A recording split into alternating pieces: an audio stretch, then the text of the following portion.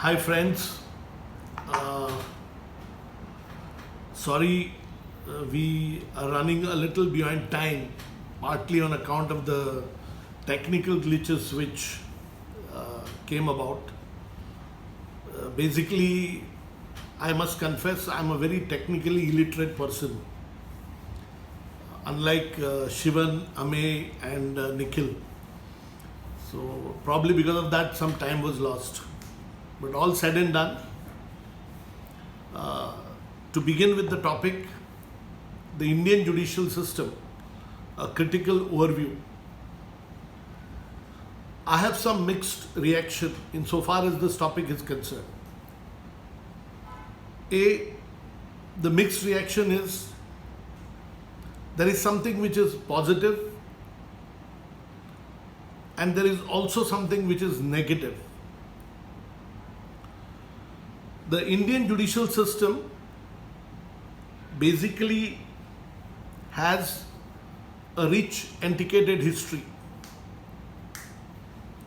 You must be aware that the Indus Valley civilization is more than 5,000 years old and is one of the oldest civilizations on this God's earth. We had the legal system during the old kings.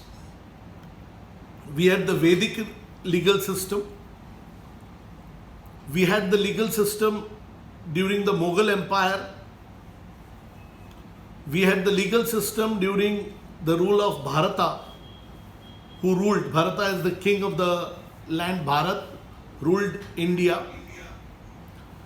And several other kings, empires and emperors, including the Maurya dynasty, the Gupta dynasty, all had their particular legal systems in place.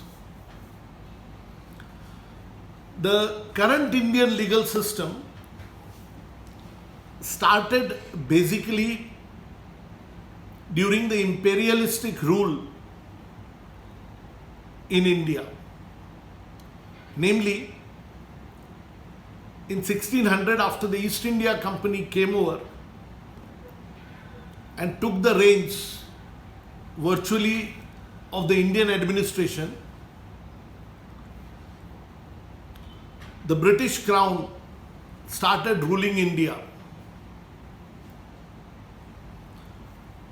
When the Britishers came, they imposed their own system on this country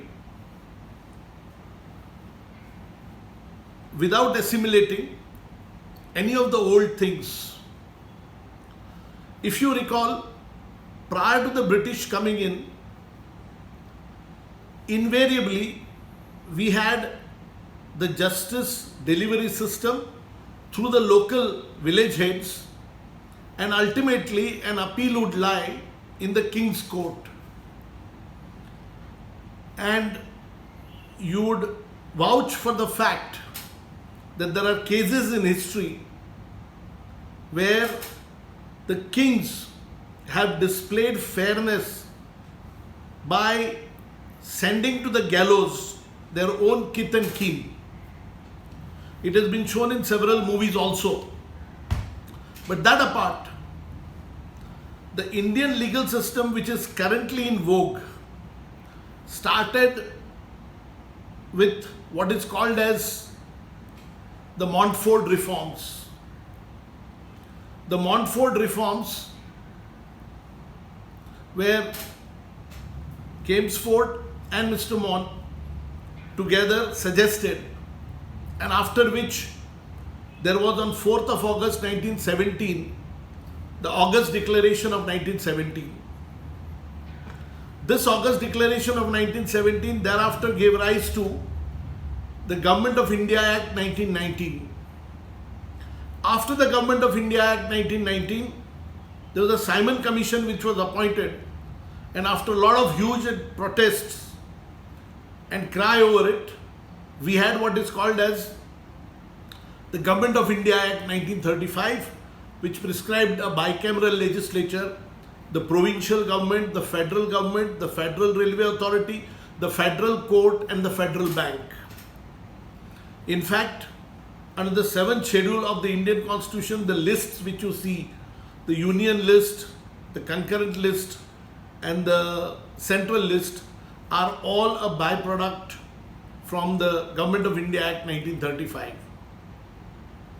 The Indian Constitution, which was formed pursuant to a committee appointed and headed by Dr. Rajendra Prasad, who was the chairman of the Constituent Assembly, and the yeoman work put in by all members of the Constituent Assembly, especially by Dr. Babasaheb Ambedkar, who was the chairman of the drafting committee of the Constitution. It had done a fantastic job and created a constitution for India. It was one of the lengthiest documents, and in that document it contained fundamental rights, directive principles of state policy, and a separate chapter on the union judiciary and the state judiciary. Therefore, now under the current Indian legal system, you have in the state a High Court headed by the Chief Justice of the High Court, and this High Court is the administrative boss over all other courts, subordinate courts in India. For example, below the High Court you have the district courts.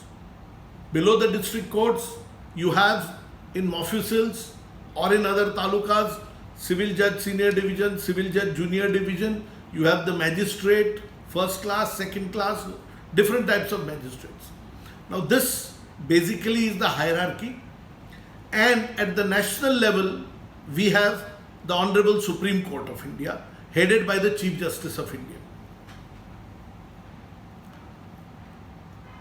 This High Courts at the state level and the Supreme Court at the national level are called as the constitutional courts, in as much as the constitutional jurisdiction is vested in them.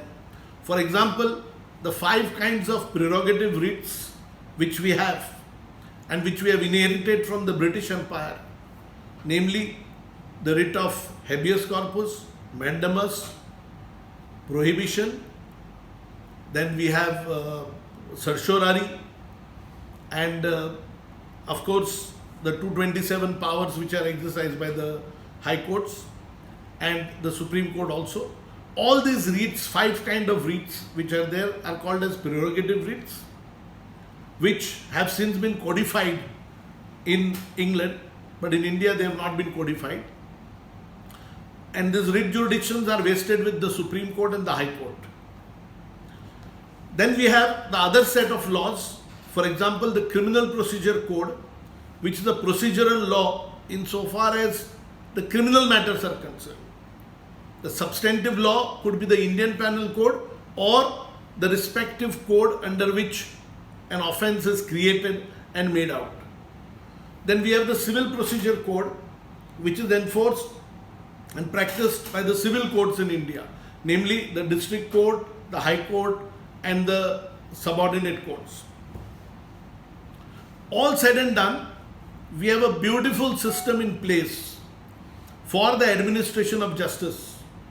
There is no gainsaying that there is anything wrong with the kind of system that we have done.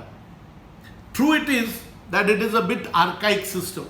For example, the Indian Penal Code, when it was drafted by Macaulay in the year 1860, it had a particular fine of 50 rupees, 500 rupees. Now 50 rupees and 500 rupees in the year 1860, and the accused required to pay 50 rupees and 500 rupees in the year 2020 is not the same. For some reason, no governments have woken up to this. Basically, that should have been now increased to lakhs, but it has not been done. I'm just giving you some glaring examples of shortcomings of our legal system first, thereafter a critical overview of the judiciary.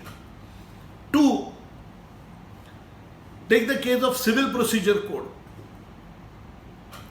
The Civil Procedure Code has many sections and orders.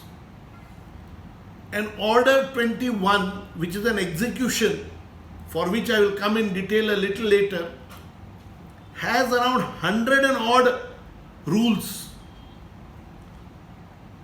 Even after you get a decree in place, slogging throughout your life, it is impossible to execute that particular decree. I'm just giving you simple examples of how, despite getting orders from the court, the litigant, the problem for the litigant is not over, but it starts after you get an actual decree. The third thing, high courts, the writ petitions and the writ jurisdictions. Now, true it is, everybody cannot afford to rush to the High Court. Everybody may not be able to rush to the Supreme Court. It involves a lot of time, money and energy. Therefore, our Supreme Court, the High Court, the Chief Justice's Conference and the Government of India has come out with the National Legal Service Authority, whereby the justice is delivered at your doorstep. It is partly effective in certain matters, but that is not the panacea for entire evils insofar as the legal system is concerned. Now let's talk about the positive system and thereafter the negative system. The positives in the Indian judiciary, when we do a critical overview, was Indian judiciary, the High Court and the Supreme Courts have stood up and wherever required delivered justice even at midnight or beyond, and have gone out of the way in granting reliefs in deserving cases. One of the oldest cases which comes to my mind is where a prisoner in the old state of Madras, there was neither bail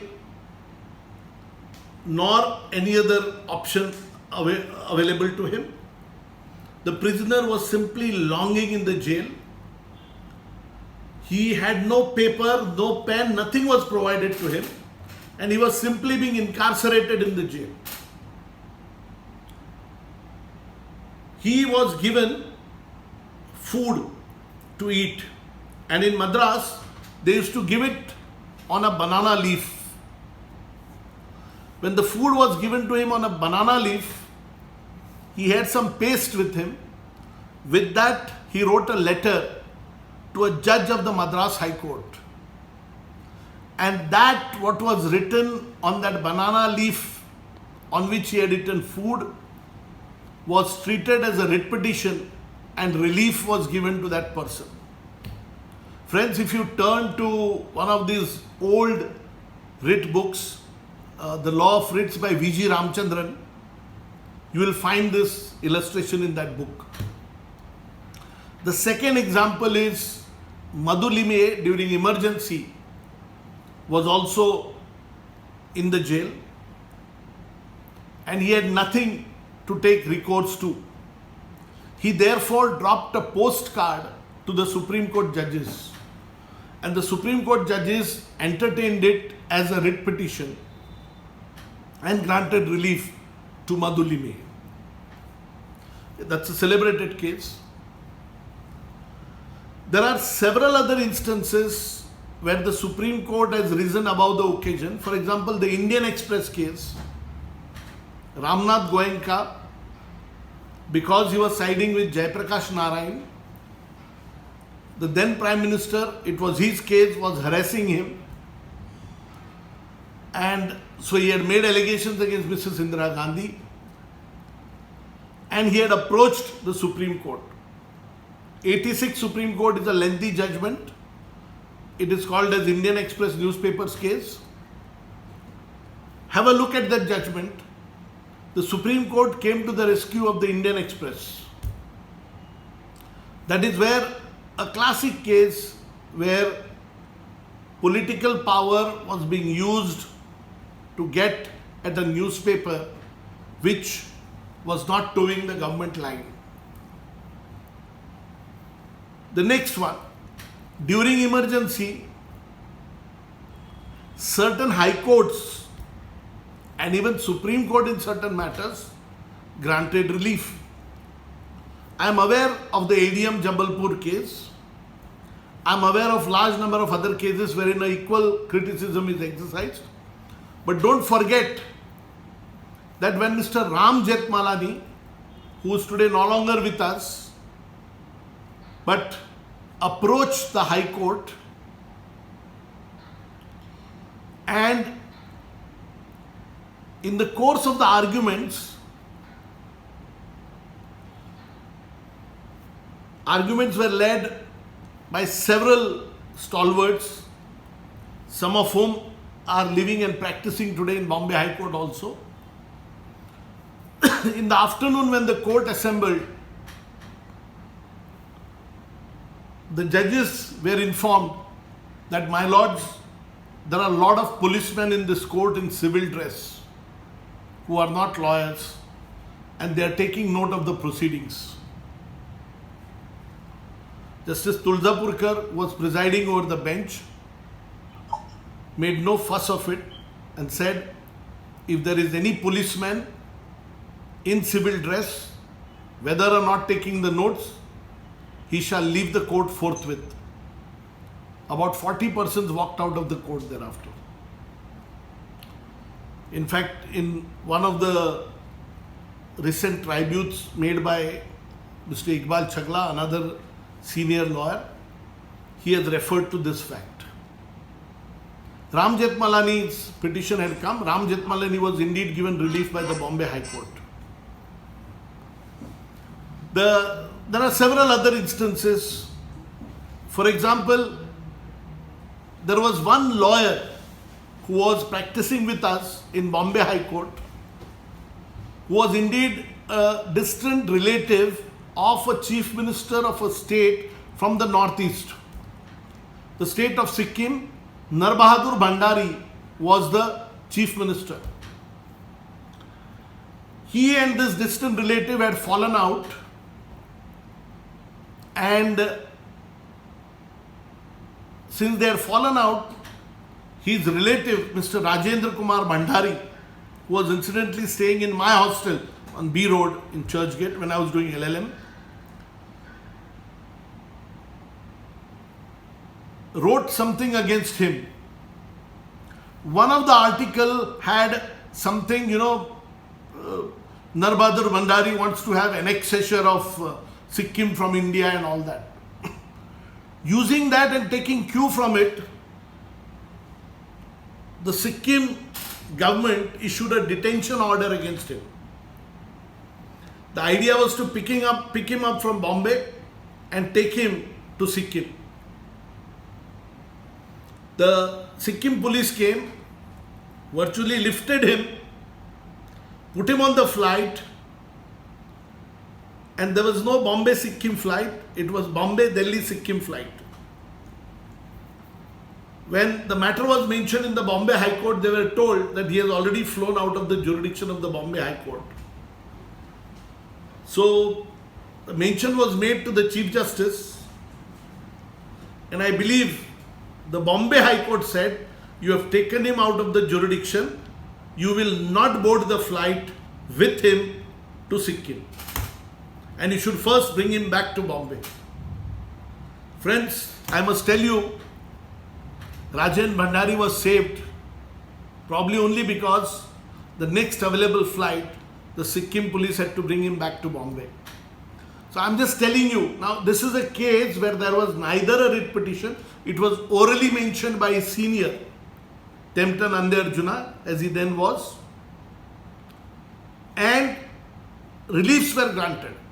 So the Indian judiciary has really risen to the occasion and done a yeoman's job insofar as granting relief wherever required and in deserving cases. There is absolutely no doubt about it. The Supreme Court and the High Courts have sat at night. Look at the Narasimha Rao, Prime Minister of India as he then was. A warrant of arrest was issued against him, and he moved the Delhi High Court. The matter was assigned to Justice Mahajan, as he then was the former judge of Delhi High Court.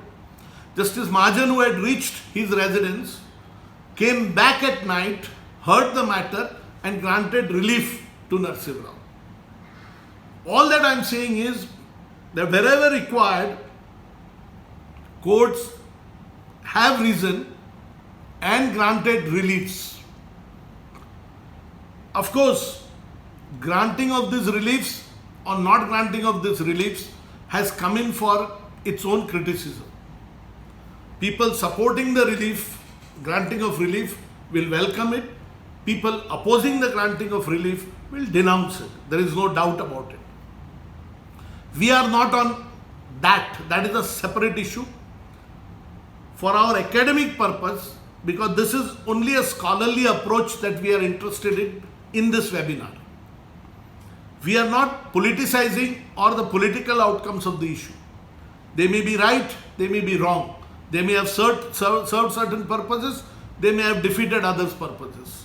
But what we are on today is that the courts have at times gone out of the way in staying proceedings or interfering or interdicting the process where the law is sought to be abused surely on account of the power wielded by the government or the officer or the authorities.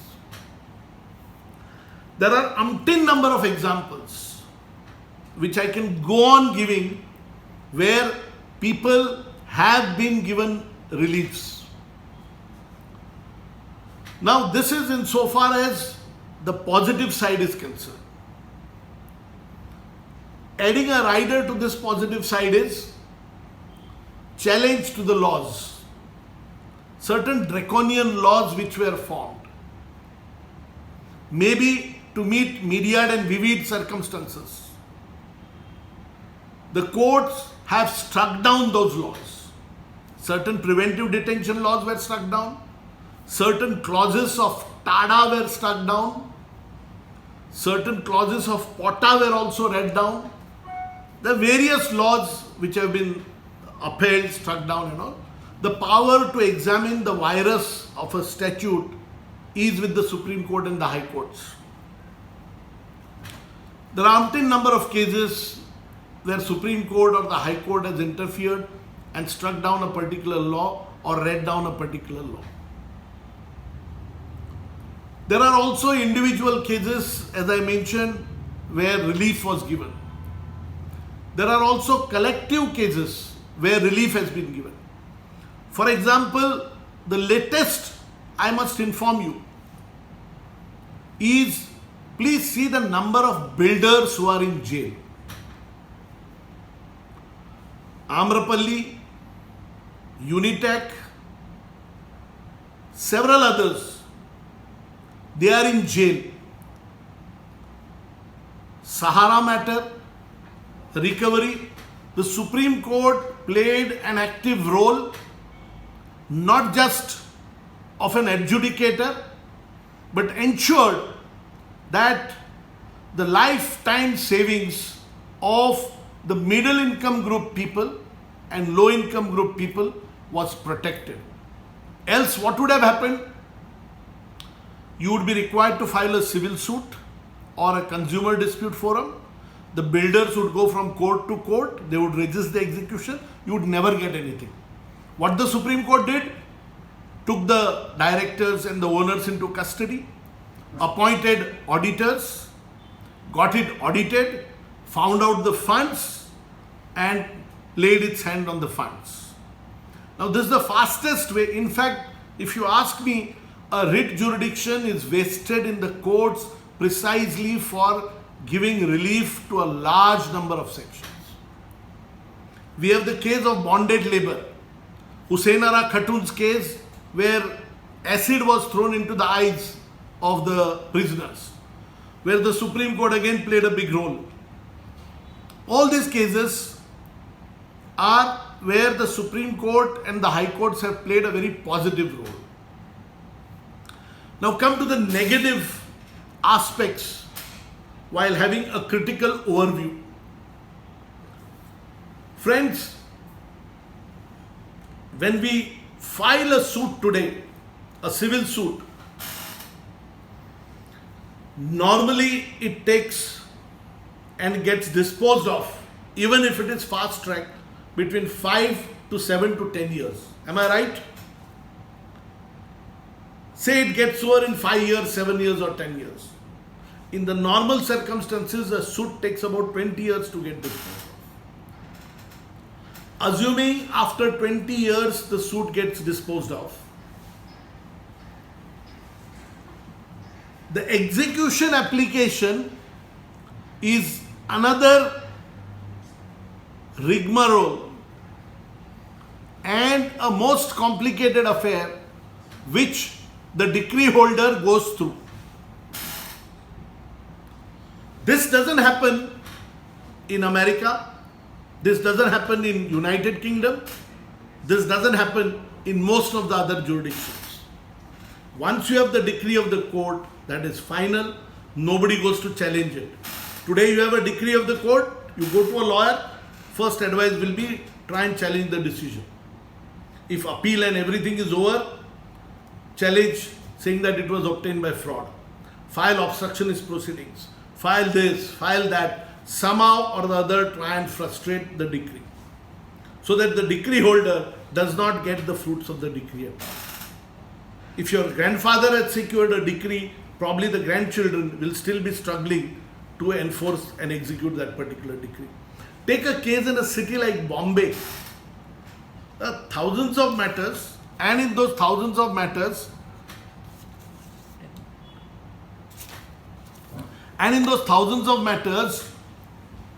we hardly see any decrees being executed. So this is one issue, negative thing, that you get a decree and it takes a long time to get executed. So something needs to be done in this regard. Supreme Court of India can do it. The Government of India can do it by making appropriate amendments to the Civil Procedure Code. 2, a criminal case. All of us know that on 16th of December 2012, a 23-year-old girl was raped in Delhi. The accused persons came to be hung despite all the protests only after a period of about 7 to 8 years. And how much, despite all the pressure, she died in a Singapore hospital after 2 weeks. But despite all the pressure in that particular case and the whole nation watching it, it took 8 years. So why should a rape case take 8 years of time? Why can't we shorten the whole thing and devolve a system whereby, insofar as these cases against women and rape etc. are concerned, are shortened and the whole disposal must be over within 3 to 6 months, so that there's a deterrent effect on all the prospective offenders. This is just one thing. Other criminal cases, including 138 proceeding negotiable instrument was supposed to be a faster relief. Today a 138 matter takes about 5 to 6 years. So I mean, in what way is it quicker? There is no doubt that the pendency of a large number of cases is affecting it. Corruption in judiciary, which includes the lawyers, litigants, judges and everybody. And I'm not saying this is said by various papers which have been circulated. Then the quality of judges, the quality of the public prosecutors. There are several such things which together have a combined effect on creating a negative for the Indian judiciary. For example, just the other day, when this COVID thing started, the government said, all right, it's lockdown and all. Some people went out to do marketing. videos were in circulation, the way the police authorities were beating up the people. Now, under our jurisprudence, even if you are a cold-blooded militant, you can't either be beaten or shot. What right the police had to beat up those people who had gone for marketing or were loitering on the scooter or bicycles? You could have confiscated those bicycles, you could have whatever it is. But what right did you have to beat them up and to use physical force against them? Which law gives you this right? So therefore these are all critical things. And when I'm told, when such matters were brought to the notice of the court, they said, no, this is a very peculiar thing. See, in the name of the peculiar thing, you can't allow a complete disgrace to the entire system. You can't allow the persons in uniform who have otherwise done a great job during this COVID to take the law in their hands. This is a great minus for the Indian judiciary. The judiciary should have taken suo motu action. The judges sitting and watching the television should have taken suo motu action, because those policemen are visible, so that it sends a bigger lesson to everybody. Friends, I was given only 35 or 40 minutes. I believe most of the time is getting to an end. I'm not sure how many more minutes I have, but I must, because the last 5 minutes that I have, before I conclude and before I get auto-logged out, I would like to thank my colleagues, especially Shivan Desai, Amey Salatri, Nikhil Vaze, and all their colleagues for having thought of me for this particular webinar and given me this particular opportunity. Thank you so much, and I wish them all the best. This is a great initiative they've taken. God bless them with great success. Just an overview that though there are negatives and positives, if I'm asked a question that today the Indian judiciary, you would put it on the positive or the negative side. In other words, which is bigger, the positive is heavier or the negative is heavier? I would definitely say positive is heavier. Indian judiciary, the High Court, the Supreme Courts, the lower court judges have done a wonderful, tremendous job insofar as discharge of justice is concerned. They have been dispensing justice to the best extent possible. My only hope and rather a prayer to the Supreme Court is, in this country of ours, filing of an affidavit has become a very casual thing. People can make statement on oath in a very casual manner.